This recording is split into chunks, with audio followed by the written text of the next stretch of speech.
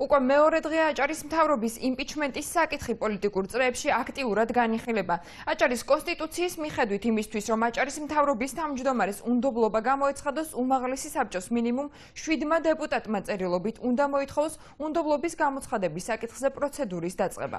განაცხადის რეგისტრაციიდან არაუგვიანეს 30 დღის ვადაში კი უმაღლესი საბჭო უნდა შეიკრიბოს და კენჭი უყაროს მთავრობის იმპიჩმენტის გამოცხადების საკითხს. დაუჭერენ თუ არა მხარი საკანონმდებლო ორგანოს წევრების სამთავრობო ცვლილებების განხორციელების საკითხს. დეპუტატებს თამილა ზოიძე ესაუბრა.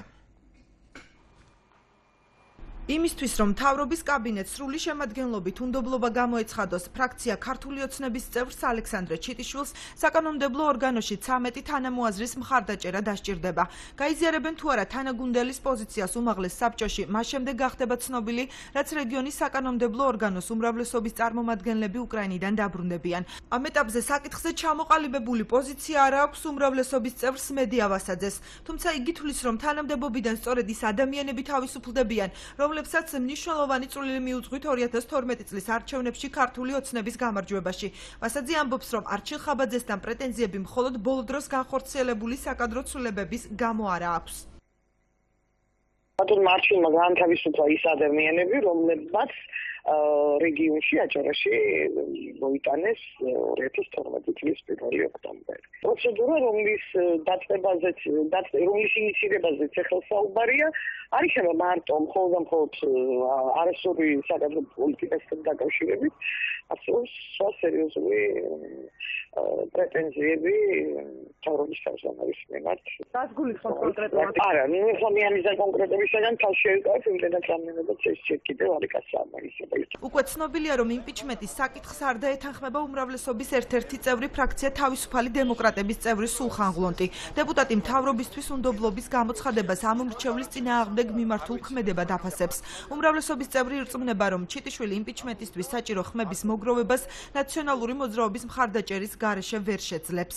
იმპიჩმენტი შეიძლება მოხდეს იმ შემთხვევაში, თუ ministrები ვერ ასრულებენ ამ მთავრობის თავმჯდომარე თავის მოვალეობას ძალიან კარგად, იმიტომ რომ ეს კონკრეტულად ქმნის კრიზისებს, ეკონომიკურს ან პოლიტიკური ტიპის კრიზისებს, მაგრამ მის მოადგილეები დეპარტამენტის ხელმძღვანელი ვერ ქმნის პოლიტიკურ ამინს ბუნებრივი რეგიონის და შესაბამისად ეს არგუმენტი ჩვენთვის არის აბსოლუტურად მიუღებელი და ეხლა გამოდის ისე რომ რაღაც ფორმით თამაში შემოდის ნაციონალური მოძრაობა. ეს არის ძალიან მარტივი გამოსაცნო, იმიტომ რომ მათ ხმებს ძალიან კონკრეტული ფასი ენიჭებათ ამ შემთხვევაში და ვთვლი რომ ასე არ უნდა მოიქცეს პასუხისმგებლობის მქონე პოლიტიკოსი. უმაღლესი საბჭოს უმცირესობას ჯერ არ გადაუწყვეტია დაუჭერს თუ არა მხარს მთავრობის იმპიჩმენტის საკითხს, თუმცა ერთიან ნაციონალურ მოძრაობაში ფიქრობენ, რომ ინიციატივას მხარდაჭერა უმრავლესობაში არ ექნება და საკითხის ხდომაზე არ გავა. განხორციელებულ საკადრო ცვლილებებს უმცირესობაში შეცდომად მიიჩნევენ და აცხადებენ, რომ არჩილ ხაბაძეს რეორგანიზაცია სხვა სამინისტროებში უნდა ჩაეტარებინა. უმცირესობის წევრი ირაკლი ბარამიძე თვლის, რომ თუკი განათლების სამინისტროს წამყვანი სამი დარგი ვერ მუშაობდა, ამ შემთხვევაში უწყების მინისტრის პასუხისმგებლობის საკითხიც უნდა დამდგარიყო. მთავრობის გადაწყვეტილება აბსოლუტურად არასწორი იყო ჩემი აზრით და არ შეხებია იმ სამინისტროებს, სადაც არსებობს ჯერ კიდევ ძალიან ბევრი პრობლემა ჩვენი საზოგადოებისთვის, კერძოდ სოფლის მეურნეობის სამინისტროს.